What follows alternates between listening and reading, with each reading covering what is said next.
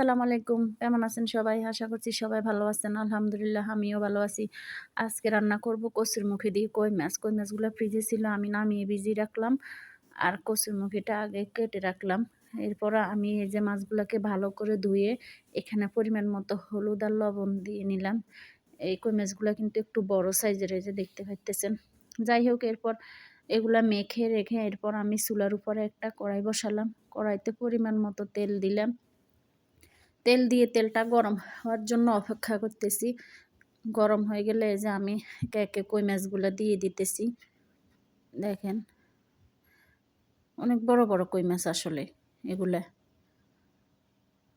আর কচুরমুখী আপনারা কে কে খান আসলে কমেন্টে জানাবেন। এভাবে রান্না করে খেলেও দেখতে পারেন, মজা হবে অনেক। যাই হোক, এই যে দেখেন আমি মাছগুলো দিয়ে দিলাম। এরপর মাছগুলো এক ফিট হয়ে গেলে আর এক ফিট উল্টিয়ে দিতেছি, তাতে করে মাছটা হয়ে যায়। আমি এটা পুরোপুরি কড়া ভাজবো না। এরপর আমি এই যে পেঁয়াজ, টমেটো, কাঁচামরিচটাও কেটে নিলাম এর পাকে। পরে এই যে দেখেন আমার মাছগুলা আমি মিডিয়াম লো হিটে মাছগুলা ভাজতেছি আর কি।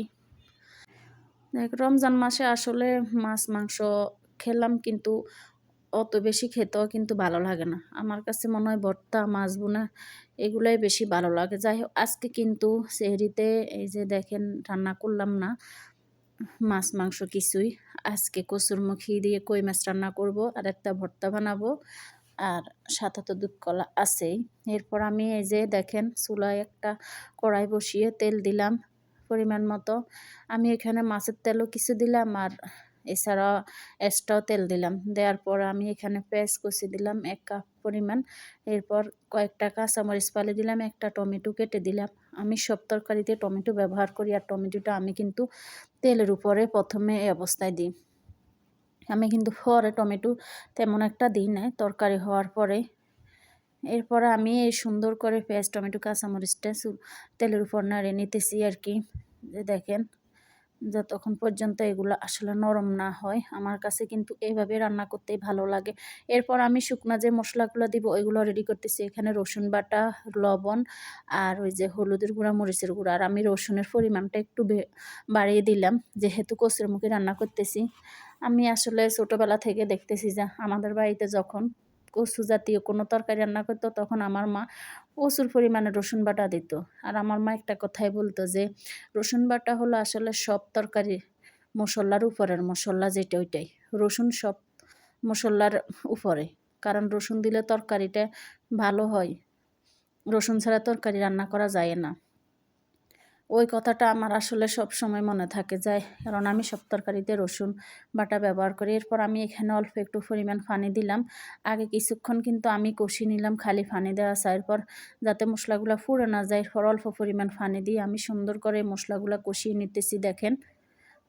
এরপর ডাকনা দিয়ে আমি আরও কিছুক্ষণ কষিয়ে নিলাম। নেওয়ার পরে যে দেখেন ডাকনাতে উঠে কি সুন্দর আসলে দেখেন কালার হয়েছে মাশাল্লাহ। যত রান্নার আসলে একটা টিপস হলো যে আপনি মশলা যত পরিমাণে কষাবেন ততই কিন্তু কালার সুন্দর আসবে, আর আপনি যদি পরিমাণ ঠিকঠাক দিতে পারেন তাহলে। এরপর আমি এখানে কচুরমুখীগুলো দিয়ে দিলাম। দিয়ে এখন আমি সুন্দর করে এই যে দেখেন এগুলোর সাথে মিশিয়ে নিতেছি। দেখেন, আমি এখনও কোনো পানি ব্যবহার করি নাই। পানি ব্যবহারের আগে কিন্তু আমি সুন্দর করে এগুলাকে মাখিয়ে নিতেছি। এটা যদি এই মুখিটা যদি ছোট হতো তাহলে আমি কিন্তু একটু সিদ্ধ করে নিতাম। যেহেতু এগুলা বড়ই আনা হয়েছে, কাটতে কিন্তু সুবিধা হয়েছে, যার কারণে আমি এটা সিদ্ধ করে নিই নাই। কিন্তু ছোটোগুলো আসলে সিদ্ধ করে নেওয়াটাই বেটার, কারণ এগুলো আসলে পরিষ্কার করতে অনেক ঝামেলা। এই কারণ আর কি, যে একটা গাছ আছে না যার সব কিছুই কিন্তু খাওয়া যায়, ওইটা হলো এই যে কচু গাছ। এরপর আমি এখানে জলের পানি দিয়ে দিলাম, যেহেতু কচুরমুখী সিদ্ধ হতে বেশি সময় লাগে না ওই পরিমাণে পানি দিলাম। দেখেন কালারটা কি সুন্দর আসছে না। এরপর আমি ঢাকনা দিয়ে সুন্দর করে রান্না করে নিব কিছুক্ষণ আর কি। দেখেন তেলটা কি সুন্দর উপরে বেশি উঠেছে আর কি। এরপর আমি আবারও নেড়ে দিতেছি, কারণ এই কচুরমুখীটা একটু আঠালো জাতীয়টা, এই কারণে একটু নিচে দিয়ে লেগে যাওয়ার সম্ভাবনা থাকে। এই কারণে আমি একটু ঘন ঘন নেড়ে দিতেছি আর কি। যে দেখেন আবারও ঢাকনা দিয়ে আমি কিছুক্ষণ রান্না করে নিব তরকারিটা। আমি কিন্তু মাছটা কিন্তু একটু পর অ্যাড করব এখানে। দেখেন যে যাতে করে মাছের ভিতরে সুন্দর করে মশলাগুলা ঢুকে।